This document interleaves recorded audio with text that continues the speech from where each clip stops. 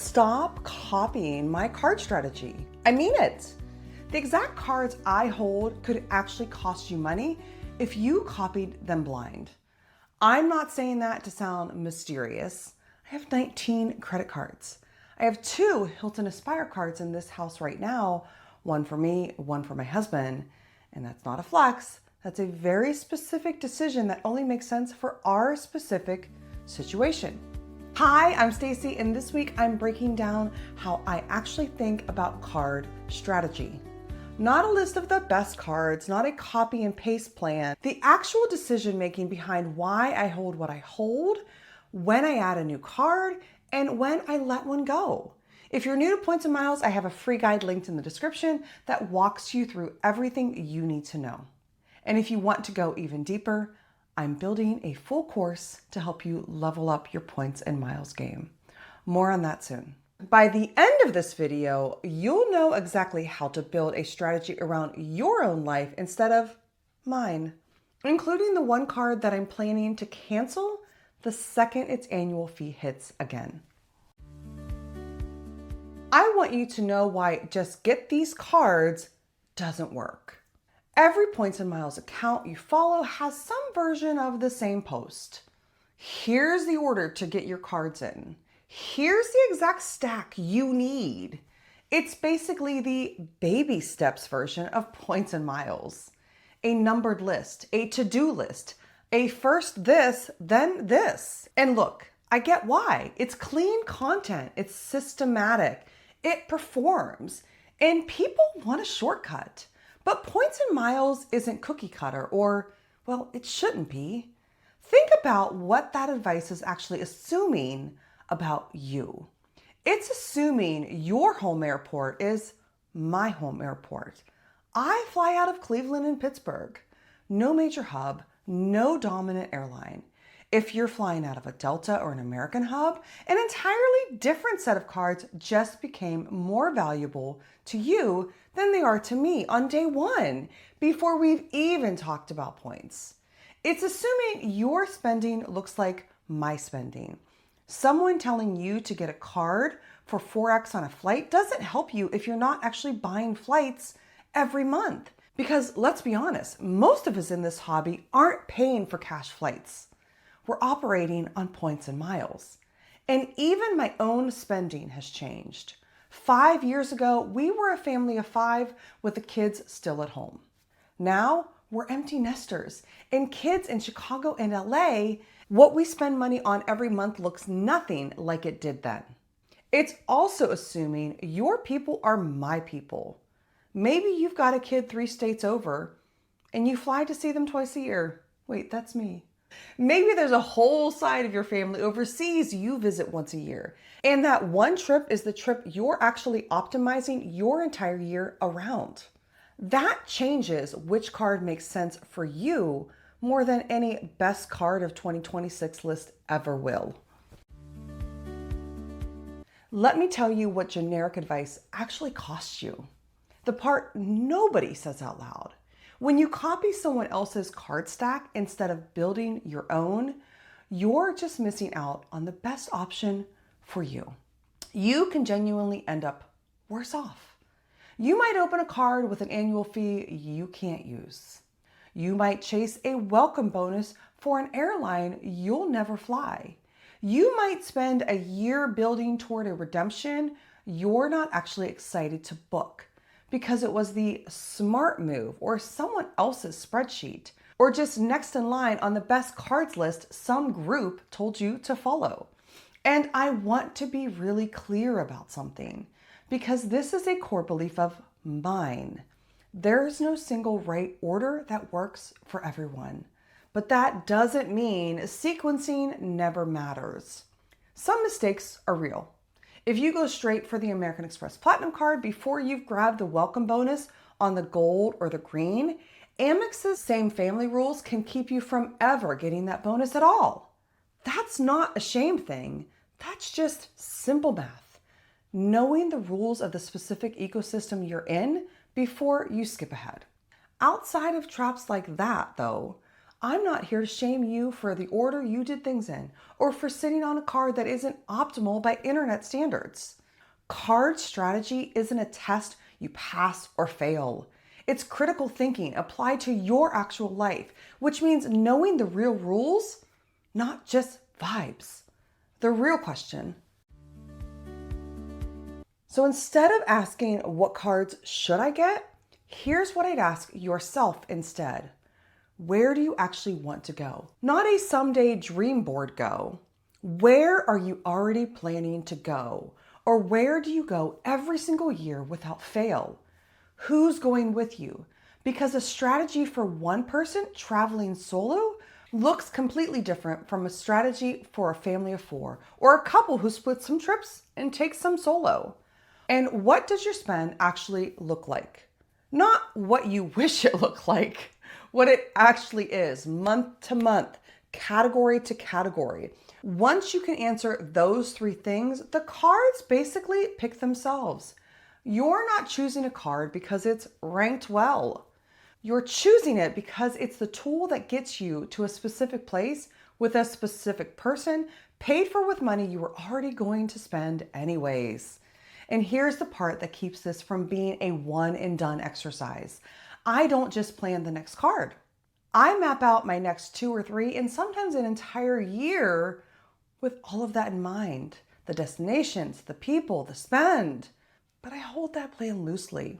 If one of those cards suddenly has an elevated welcome offer, that's when it can jump the line and get opened now instead of whenever I had originally had it slotted. Card strategy isn't just about which card. It's about timing and being willing to move when the timing's actually good. Here's why I hold 2 Hilton Aspire cards. Let me show you what that actually looks like instead of just talking about it in theory. My husband and I recently opened the Hilton Aspire cards. On paper, if you're just skimming a best cards list, that looks redundant. Why would 2 people in the same household hold the same $550 annual fee hotel card? Because of what that card is actually for in our life, not because Hilton ranked well on someone's tier list. My husband is starting his work travel back up soon, and he mainly books Hampton Inns for work when he's on the road. Diamond status isn't going to move the needle much for him at a Hampton Inn, but the Aspire earns more per dollar than my Hilton business card does. And when we travel together, we're staying in Hilton's most of the time because of his earn. Here's the thing, that wasn't even the original plan. I was originally going to have him open the Aspire and me open the Surpass, were I to spend $15,000 to earn my own free night certificate. But when I actually sat down and did the math, it didn't math. I'd have needed to spend more every single year just to earn that one free night certificate, potentially taking spend away from other cards, especially when we could already use those $200 hotel credits twice a year in Chicago without breaking a sweat, easily, year after year. The Aspire just made more sense for both of us. For reference, the Hilton cards don't have family language yet. And when I actually ran the math, just one Aspire alone puts us about $1,300 ahead every single year, even after that $550 annual fee based on our previous Hilton free night certificate redemption arc. Believe me, those 2 cards aren't going to just sit there. We will use every single credit. There's a Hilton resort in Oakbrook near our kids in Chicago that we truly love. And between the 2 Aspires, we've got $200 in semi-annual credits each. That covers 2 nights there, twice a year. Then out in LA, near our other son, we used 2 free night certificates at the Oceana in Santa Monica last time. Absolutely gorgeous. If I don't find something new to use those free night certificates on before our next trip out, the Oceana's always there waiting for us. Doubling up wasn't about maximizing points in the abstract. It was about a decision that made sense for 2 specific people going to specific places together. That's the difference between copying a stack and building one.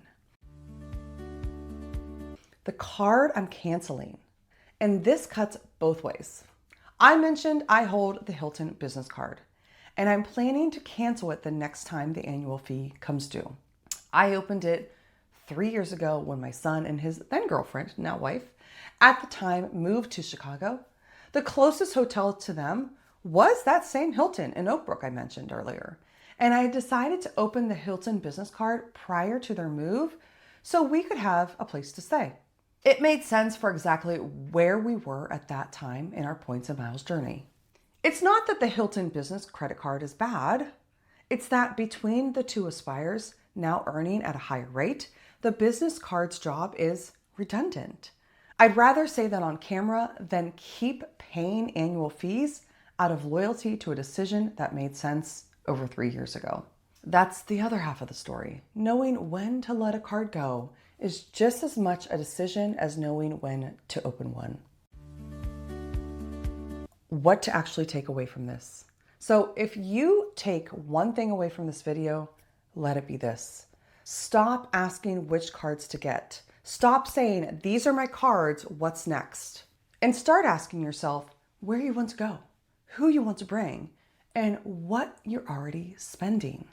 The cards are just the vehicle. The strategy is the thinking. I'm not going to hand you my card stack and tell you to copy it. I'd rather teach you how to build your own. I go even deeper on this in the blog post with a couple more questions you should be asking yourself. So check that out if you want to go even deeper. And if you want help actually mapping yours out, I've got more of that in the caption below. Have you ever been to a Points and Miles meetup? Whether it's a short little informal one or a bigger huge one like Chicago seminars. I'm going to Chicago seminars this year. I've gone to 2 different meetups. I've gone to the one in Philadelphia and I've gone to one in Columbus, and I have learned so much from both of those. If you think I know things, I thought I knew things. I thought I was doing pretty well. I've redeemed $155,000 in travel over the last 5 years. I thought I was doing so well. And then you go to these meetups and you're like, oh crap, what, oh wow, this rabbit hole goes even deeper than you ever thought.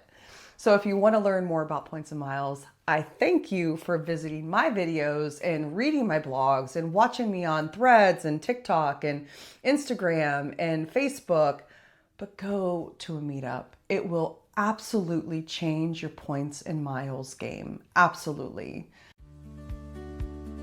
What else is going on? My son and his girlfriend, the one out in LA, just booked a vacation on Rove, which is exciting. He got denied the Chase Sapphire Preferred. I need to think about which card to get him because he doesn't have a credit card. He's 24 and he's never had a credit card. He is an authorized user on my Capital One Venture X, which means I'm probably never canceling that card. But he booked a trip on Rove and earned around 39,000 Rove miles for Hawaii from LA. He actually booked the flights through Rove and also then booked the hotel through Rove. He booked the Banyan in Oahu. His girlfriend had stayed there before and that's where they wanted to go. I suggested a couple other ones because they had higher points value, but when do our children ever listen to us? When? Regardless, if you're sleeping on Rove and you need to pay cash for a trip, go ahead and check out Rove. I'm telling you, that is an amazing platform out there. All right, until next time, guys, happy travels.